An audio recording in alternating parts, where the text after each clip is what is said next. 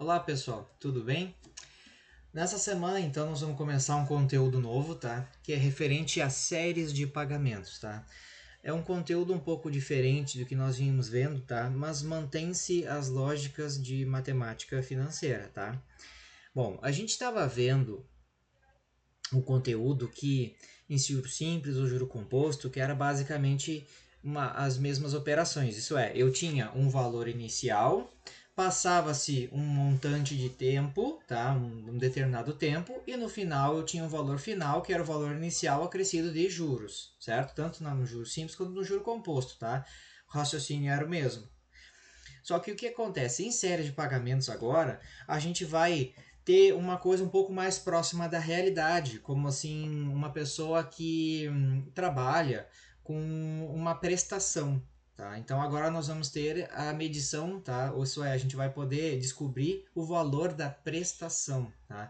Porque antes era, eu tomava, digamos, o dinheiro emprestado, vamos dar um exemplo, e aí, depois de 10 meses, eu devolvia todo o dinheiro mais o juro, certo? Só que isso não é o usual, tá? De sistema, financeiro, tá? O sistema financeiro é composto por por uma série de pagamentos. Isso a gente geralmente vai pagando prestações, certo? A gente compra um carro financiado, a gente paga prestações. A gente compra uma casa financiada, a gente paga prestações. A gente pede dinheiro emprestado para o banco, a gente devolve em prestações, certo? Então, o mais usual do mercado, tá, é que a gente pague as nossas dívidas com prestações. Então, isso envolve toda a teoria de série de pagamentos. Nessa aula nós vamos ver um pouco de teoria, tá? E depois alguns exercícios práticos, tá? Não se assustem, a teoria ela não é nada difícil, ela é bem acessível, bem tranquila, tá? E vocês vão perceber que a gente só vai agregar mesmo, tá? De diferente em relação ao que nós já vimos vendo em matemática financeira, que agora nós vamos lidar com a prestação, tá certo? Então vamos lá. Então nós vamos tratar, né, como séries de pagamento, tá? Todas as operações que envolvem pagamentos ou recebimentos parcelados, tá? Esses pagamentos barra recebimentos, porque, gente, eu boto dessa forma, pagamento barra recebimento, porque depende da operação. Às vezes a gente empresta dinheiro, então a gente recebe os pagamentos, né? A gente recebe, faz o recebimento, ou se a gente toma dinheiro emprestado, a gente efetua os pagamentos para devolver o valor que a gente tomou emprestado, certo? Então, por isso que tem pagamentos barra recebimentos. Depende de qual ponta do negócio tu tá. Se, por exemplo, se é a ponta do cliente do banco ou se é a ponta do banco, certo? Então, a gente tem dois lados da moeda aí, tá? Por isso que eu sempre coloco pagamentos barra recebimentos, tá? Então, esses pagamentos e recebimentos ocorrem em datas pré-estabelecidas, isso é, combinadas antes, tá?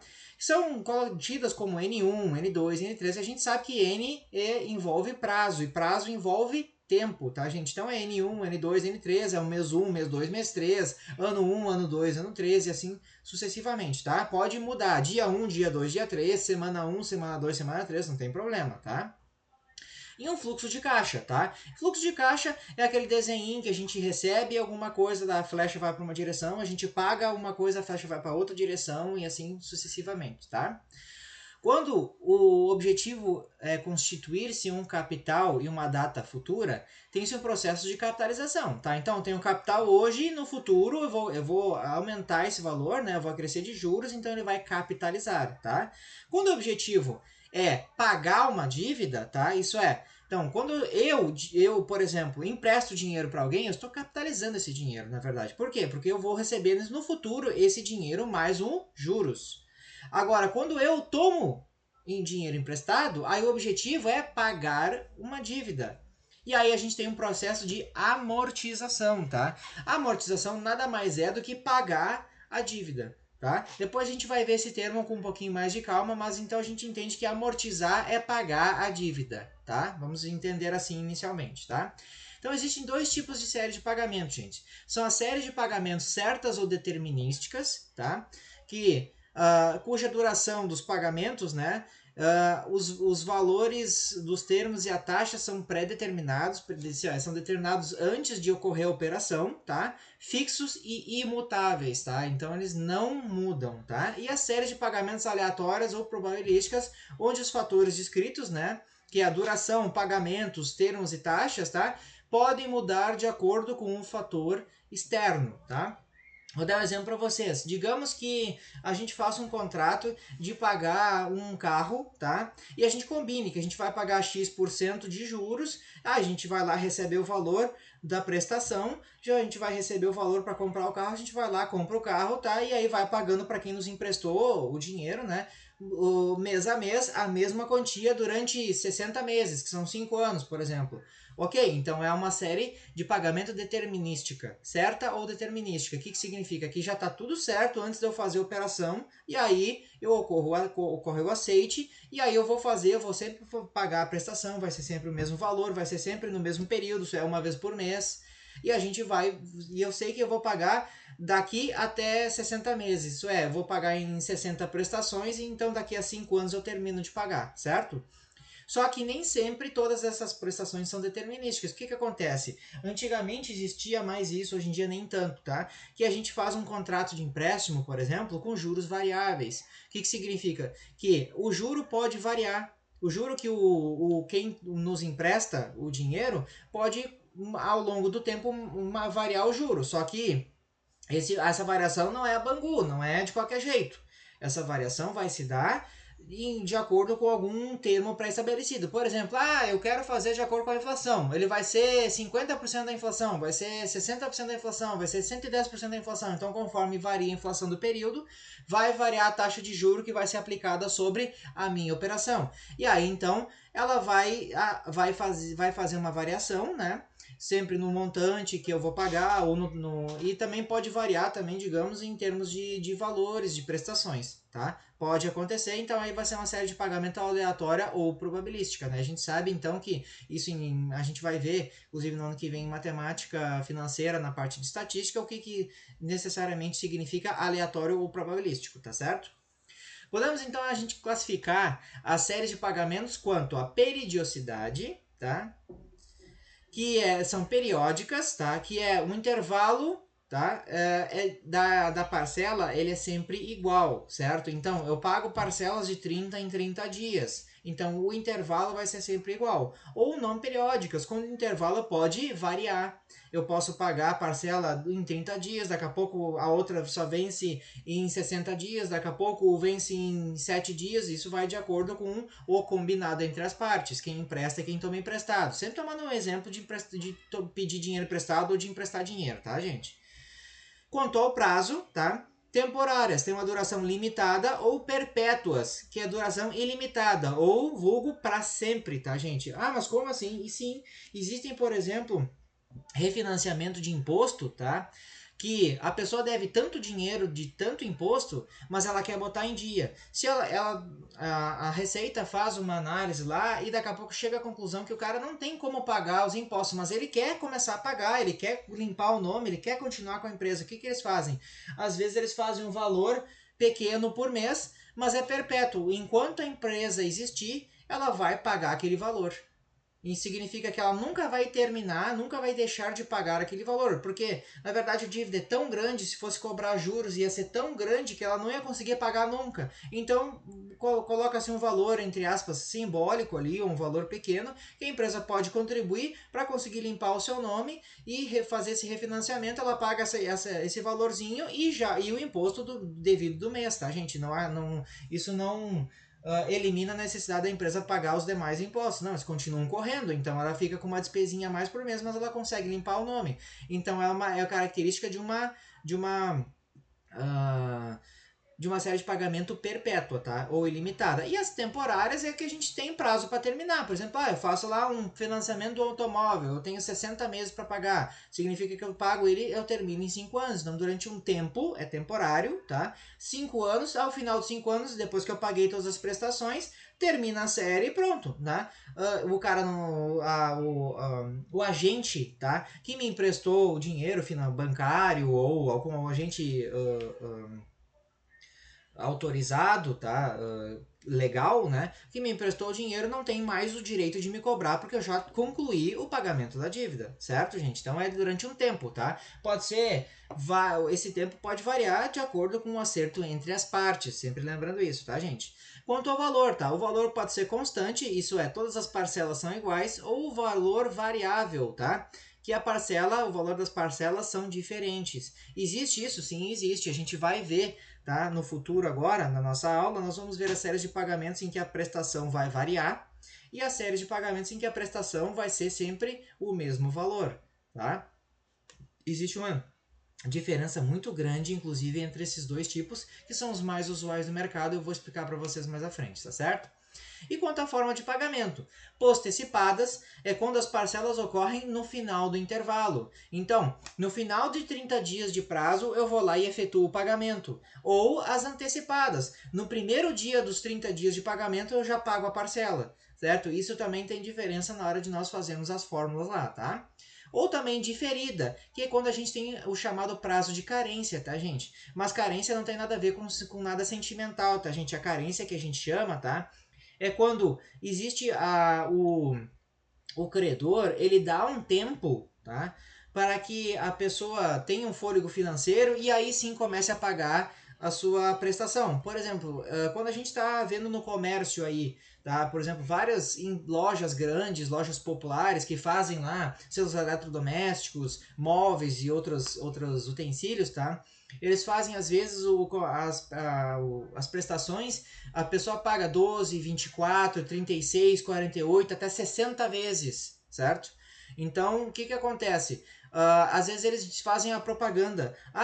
Digamos agora estamos no final do ano. Compre agora para o Natal e pague só depois do Carnaval. Então aí o que que acontece? Todo esse tempo em que eu comprei a mercadoria, mas não iniciei o pagamento das prestações, é chamado de carência, tá, gente? Só que assim, ó, não se iludam, tá, gente? Depois que termina a carência, a gente tem que pagar. E também não se iludam que achar que a loja é boazinha, em que essa carência é todo um tempo que ela te dá de graça. Não. Ela com certeza está colocando um acréscimo nos juros, dada essa carência que ela está te dando. Isso é, dado esse tempo que ela está te dando para começar a pagar as prestações. Então, o pessoal tem mania de confundir banco ou as lojas com casas de caridade. E não é. Eles não dão nada para ninguém. Todo e qualquer prazo que transcorra de uma mercadoria, ele simplesmente vai ser cobrado de alguma forma. Ou já está incluído no valor do produto, ou vai ser incluído na taxa de juros, certo, gente? Então, assim, ó, o pessoal sempre tem que manter isso bem atento, tá? Dados que compõem a série de pagamentos, tá? PMT, tá? PMT é a parcela, tá? Vem do inglês payment, tá? Que é a parcela, prestação, depósito ou qualquer expressão que possa referir ao valor a ser pago ou recebido em cada momento. Isso é aquilo que eu pago por mês, certo?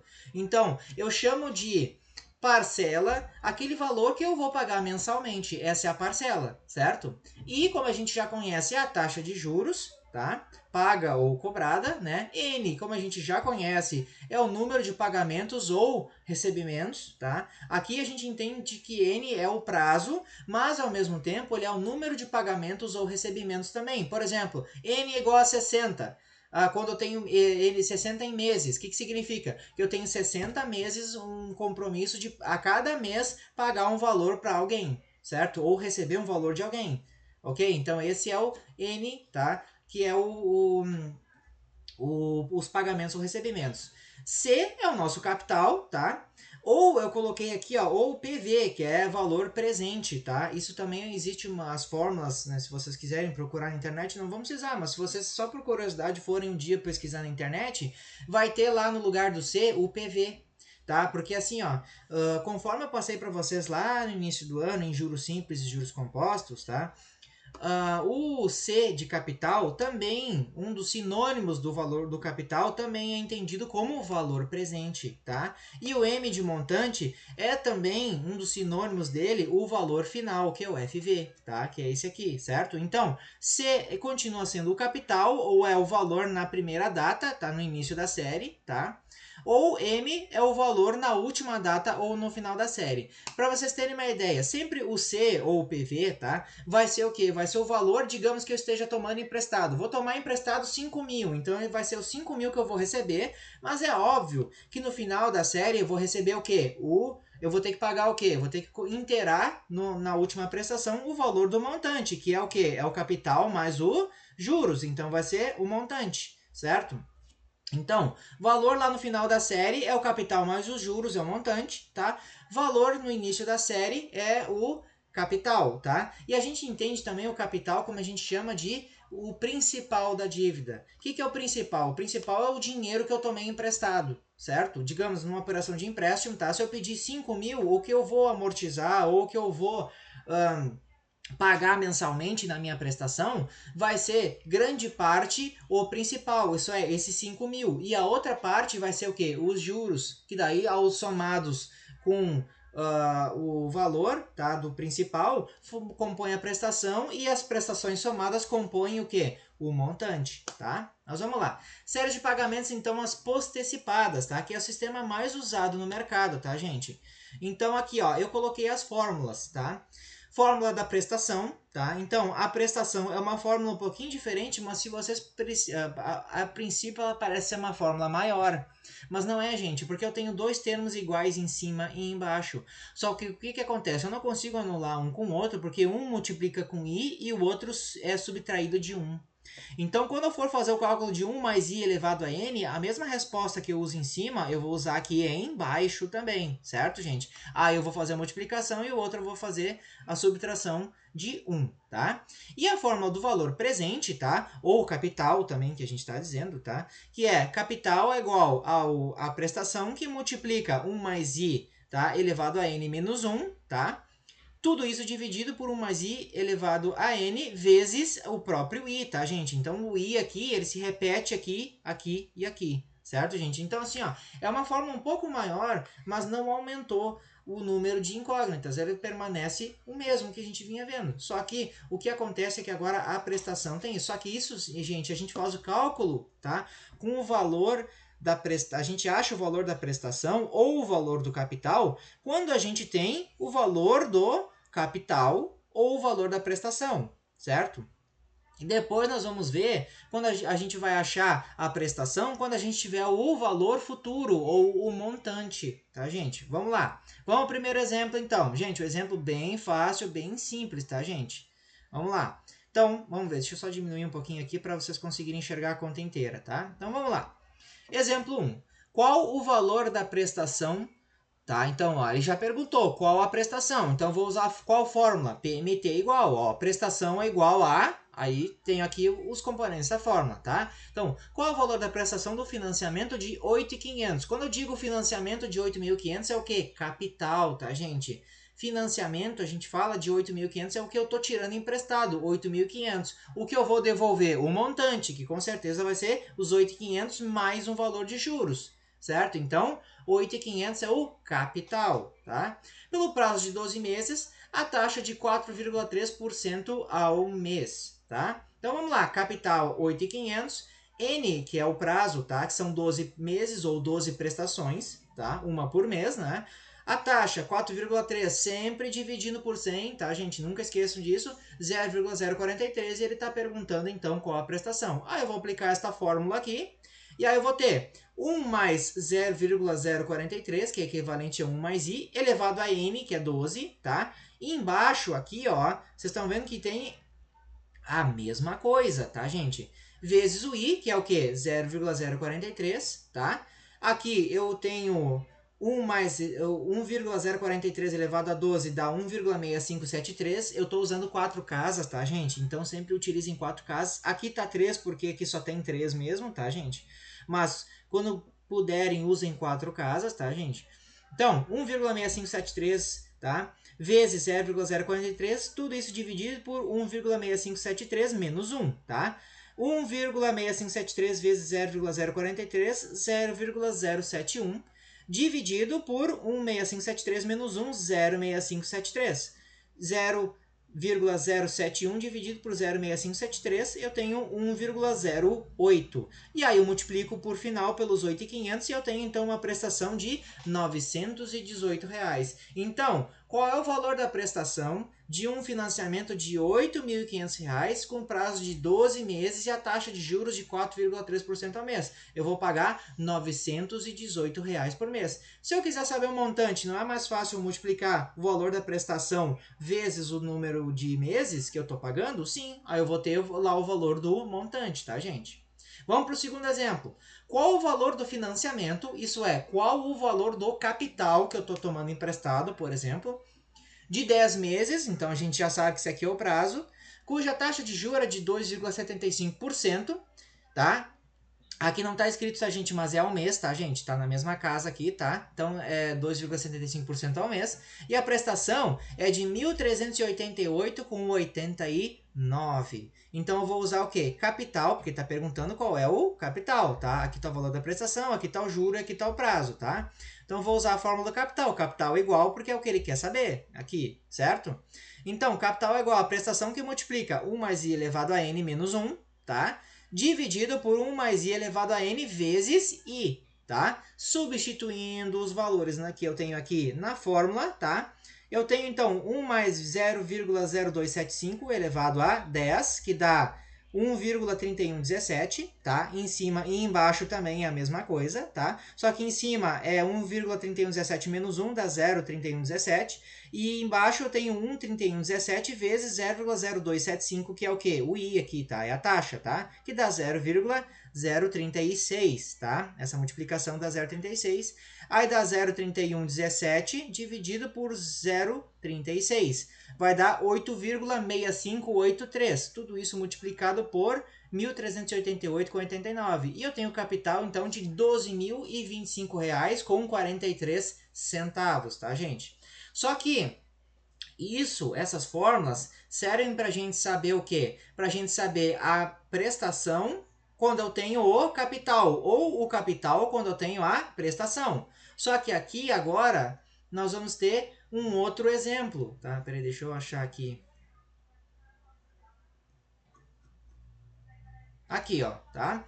Agora, eu tenho a fórmula de montante. Isso é, eu acho a prestação quando eu tenho o montante. Ou acho o montante quando eu tenho a prestação. Essas duas fórmulas aqui são diferentes, tá? Dessas duas aqui, tá, gente? Não se confundam, tá? Então, o que eu tenho? Ah, professor, eu tenho capital, quero saber a prestação. Usa essa fórmula aqui, vê o que a fórmula está dizendo, tá? Ah, ele está me pedindo capital quando eu tenho prestação. Aqui está pedindo prestação quando eu tenho capital. Então, eu já sei quais fórmulas eu vou usar. Aqui embaixo, eu vou usar o quê? Eu vou usar essas duas fórmulas aqui. Eu vou saber a prestação quando ele me dá o montante. E aqui eu vou saber o montante quando ele me dá a prestação, tá? Vamos dar uma olhada no exemplo aqui.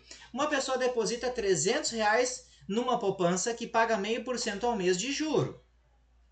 Quanto ela terá no momento que realizar o 7º depósito? Então, gente, opa, aqui o N ficou maiúsculo, mas é minúsculo, tá, gente? Então, eu sei que o meu N é 7 meses, certo? E aqui a minha taxa, o I, é 0,5% dividido por 100 dá 0,005, tá? E o PMT é a prestação que é R$300, certo? Usando essa fórmula, tá? É porque ele está perguntando quanto ela terá no momento que realizar o 7º depósito. Então, depois de 7 meses, ela vai ter um montante, certo? Então, ela está pedindo o montante. Então, aqui ela está me dando o quê? Está me dando prestação, está me dando taxa e está dando prazo. Ó, prestação, taxa e prazo. Tá? A taxa está aqui e o prazo está aqui. Então, é essa fórmula que eu uso aqui para achar o montante. Substituindo esses valores aqui na fórmula, eu vou ter aqui 300 que multiplica 1 mais 0,005, que é o 0,5% dividido por 100, tá? Elevado a 7, que é o N, né? Depois que ele efetuou, tá? O 7º depósito, tá? 1 mais 0,005, tá? Elevado a 7ª, dá 1,0355, tá? Menos 1, 0,0355, e aqui tudo isso sempre dividido pelo I, tá? Que é a taxa, tá? Dá 0,0355 dividido por 0,005, eu tenho 7,1. multiplicado por 300, tá? Eu tenho um montante de R$ 2.130, tá, gente? Então, quando for efetuado o sétimo depósito, tá? Começando com uma prestação de 300 pila, tá? Ele vai ter, então, R$ 2.130, tá? Porque vai ter rendido nesse tempo uma taxa, tá? De 0,5%, tá, gente? Então, vamos lá. A maioria do pessoal faria o quê? Faria 300 vezes 7, tá? Mas não, ó, 300 vezes 7 daria 2.100, tá? Mas e aqui, o que aconteceu? Esse 0,5% já acrescentou, ó, capitalizou R$ 30 nesse meio tempo. Então, gente, por isso que a gente não pode fazer multiplicação direta. A gente tem que usar a fórmula porque, ó, e 0,5%, já, que é uma taxa bem baixa, já deu uma diferença de R$ 30 em apenas 7 meses. Imagina se fosse em 48 ou 60 meses. Quanto não daria de diferença, não é verdade? Então vamos lá, vamos para o segundo exemplo, o último. Uma pessoa investe no final de cada mês, tá? Uma quantia, tá? Não se sabe o quanto. Então, ó, ela não sabe a prestação, tá? Há uma taxa de 4,3% ao mês no final de 12 meses. Então eu tenho aqui, ó, o N, que é 12 meses, a taxa de 7,43, tá? Dividido por 100 dá 0,0743, tá? E no final de 12 meses ela tem o quê? Um valor de 156 mil. Então, se é lá no final é o quê? É montante. No início é capital. No final é montante. Sempre lembrem disso, tá, gente? Então, ó, qual o valor da quantia investida mensalmente? Então, ele está perguntando qual é o valor da prestação. Então, ele está me dando montante e está me pedindo prestação. Então, usar o quê? Se ele está me dando montante e está me pedindo prestação, eu tenho que usar essa fórmula aqui, tá? A taxa 0,0743, 1 mais I, 1 mais a taxa, tá? Elevado a 12, que é o N, o prazo, tá? Isso aqui, então, dá 2,3632, tá? Menos 1 dá 1,3632. 0,743 dividido por 1,3632 dá 0,0545 vezes os 156 mil. Eu tenho uma prestação então de R$ 8.502 por mês. Então eu começo pagando, tá? Investindo um capital lá X, tá? Eu estou investindo 8.502 e recebendo a taxa de 7,43 e no final de 12 meses eu vou ter o quê? Eu vou ter 156 mil, certo? Eu achei a prestação que eu estou colocando aqui, tá certo, gente? Então, por hoje, tá? Por essa semana seria isso. Eu quero que vocês vejam esse vídeo com bastante atenção, leiam o material também, tá? Se tiverem alguma dúvida, alguma coisa, o material tá bem claro, tá, gente? Os exercícios aí vão ser bem fiéis ao que eu tô apresentando aí de exemplo, tá, gente? É um conteúdo bem tranquilo, tá? Bem simples, para quem já estudou juro simples, juro composto, tá? Vai conseguir entender numa boa, tá? Se vocês tiverem dúvida, tá? Não tem problema, vocês podem entrar em contato comigo via e-mail ou comentários lá na sala de aula virtual, lá na atividade, tá? Não esquecendo sempre de identificar o nome de vocês, qual é a turma, qual é a disciplina, qual é a atividade e qual a questão da atividade que vocês estão com dúvida, que eu ajudo vocês bem tranquilo, tá certo, gente? Então por hoje era só, tá? Muito obrigado e um abraço.